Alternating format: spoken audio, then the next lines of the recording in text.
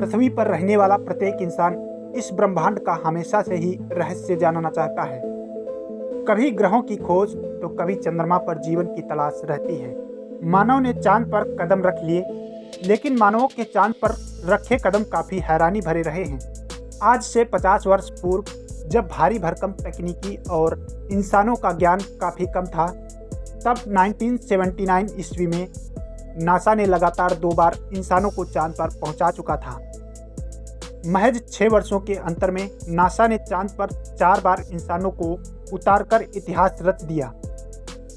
ये देखकर पूरे विश्व के वैज्ञानिकों की आंखों में चमक आ गई। चांद पर इंसानी बस्ती और जीवन होने की बातें होने लगी। लेकिन ऐसा क्या हुआ कि अचानक चांद पर जाने की चाहत पूरे विश्व ने एकदम से त्याग दी।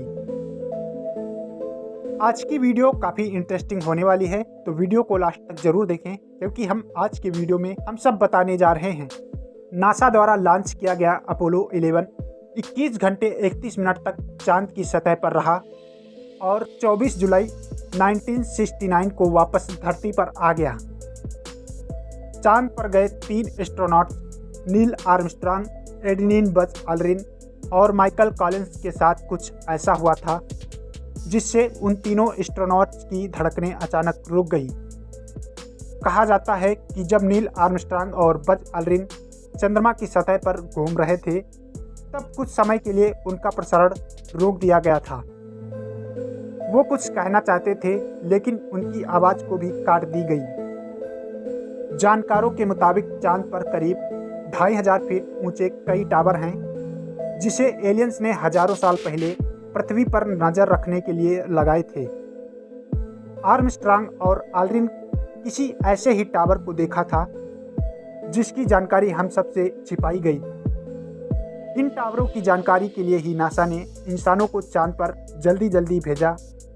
लेकिन जब आखिरी बार इंसान चांद पर गया तो वहां एलियंस पहुंच गए और उन्होंने इंसानों को वहां से चले जाने की चेतावनी दे दी और कभी वापस न आने के लिए कह दिया। नील आर्मस्ट्रांग ने खुद एक इंटरव्यू में कहा कि अंतरिक्ष में उनके यान का पीछा किसी बेहद एडवांस टेक्नोलॉजी वाले यूएफओ द्वारा किया गया था। इसके अलावा चांद पर रहस्यमय संगीत बजने की आवाज़ को भी कई चंद्रयात्रियों ने सुना है। चांद पर अमेरिकी यात्रियों ने झंडा फहराया, लेकिन उसके बाद उन्हें लगा कि वो कभी धरती पर वापस नहीं जा पाएंगे। दरअसल चांद पर कम टेम्परेचर होने की वजह से लैंडिंग के बाद ही स्पेसक्राफ्ट में मौजूद इंजन पाइप में प्रेशर पड़ चुका था और उसमें जमी नमी बर्फ में तब्दील हो रही थी। ये प्रेशर इतना बढ़ चुका था कि स्पेसक्राफ्ट कभी भी ब्लास्ट हो सकता था।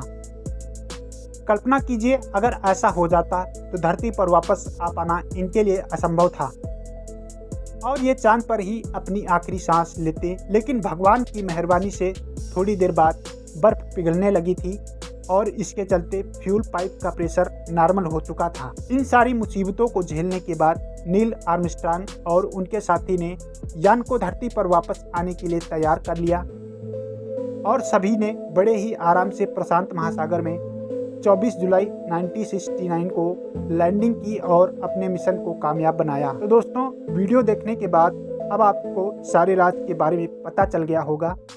अगर हमारी वीडियो पसंद आई हो तो वीडियो को लाइक ज़रूर कर दें।